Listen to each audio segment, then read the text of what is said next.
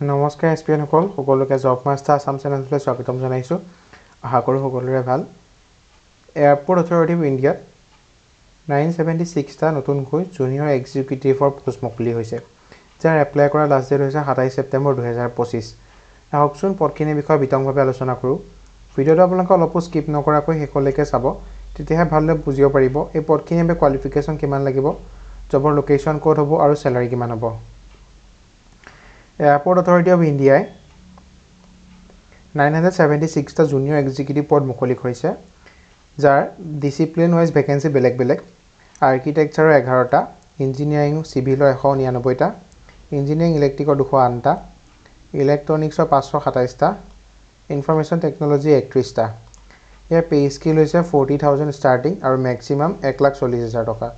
লগতে 3% এলাউঞ্চ থাকিব আৰু লগতে আদাৰ বেনিফিটবোৰ পাব আপোনালোকে। এলিজিবিলিটি ক্ৰাইটেৰিয়াত এডুকেশ্যনেল কোৱালিফিকেশ্যন বিচৰা হৈছে।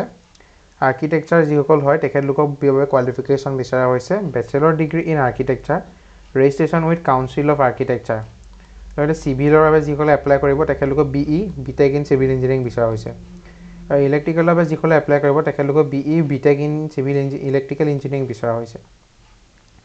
ইলেক্ট্ৰনিক্সত এপ্লাই কৰিব বিচৰাসকলে B Tech in electronics, telecommunication, electrical specialisation in electronics বিচাৰিছে।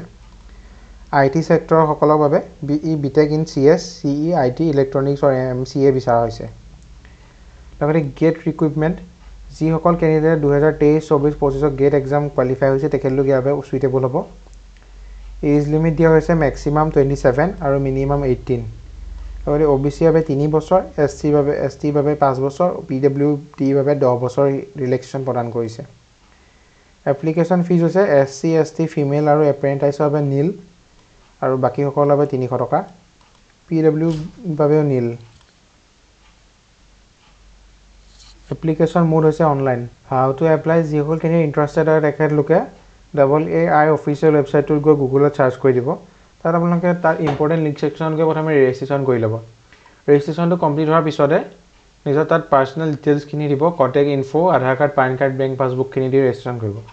ৰেজিষ্ট্ৰেশ্যন কমপ্লিট হোৱাৰ লগে লগে লগইনত যাব। লগইনত গৈ লগইন কৰাৰ পিছত তাত আপোনালোকে নিজৰ কোৱালিফিকেশ্যন চাৰ্টিফিকেটবোৰ আপলোড কৰিব। কোৱালিফিকেশ্যন যিমানখিনি আছে চাৰ্টিফিকেটখিনি প্ৰথমে PDF বনাব, PDF বনাই ছাবমিট কৰিব। তাৰপিছত নিজৰ পাছপৰ্ট চাইজ ফটোগ্ৰাফ আৰু ছিগনেচাৰ আপলোড কৰিব। আপলোড কৰাৰ পিছত ছাবমিট ক্লিক কৰাৰ লগে লগে যিসকলে ফিজ পে'মেণ্ট কৰিবলৈ আহিব ফিজটো পে' কৰি ছাবমিট কৰি দিব। ছাবমিট কৰাৰ লগে লগে তাৰ ৰেফাৰেঞ্চ আইডি জেনেৰেট হ'ব। ৰেফাৰেঞ্চ আইডিটো লগত ৰাখি থ'ব। ফিউচাৰ যেতিয়া এডমিট কাৰ্ড অন কৰিব তেতিয়া সেই আইডিটো আপোনালোকক যথেষ্টখিনি হেল্প কৰিব। এপ্লিকেশ্যন ষ্টাৰ্টিং ডেট হৈছে 28 আগষ্ট 2025 আৰু ইয়াৰ লাষ্ট ডেট হৈছে 27 ছেপ্টেম্বৰ 2025। এইখন হৈছে অফিচিয়েল নটিফিকেশ্যনখন। মই যিখিনি কথা ক'লোঁ গোটেইখিনি ক্লিয়াৰলি মেনশ্যন হৈ আছে।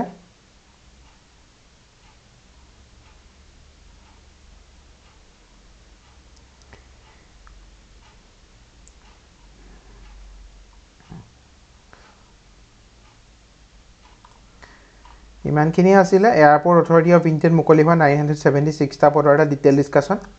আশা কৰোঁ আপোনালোকে ভিডিঅ'টো চাই ভাল পালে। যদি ভিডিঅ'টো চাই অলপ হ'লেও লাভজনক হ'ল বুলি ভাবিছে তেন্তে লাইক কৰিব, লগৰ বন্ধু বান্ধৱীৰ সৈতে শ্বেয়াৰ কৰিব, লগতে চেনেলটো ছাবস্ক্ৰাইব কৰিবলৈ নাপাহৰিব। ধন্যবাদ।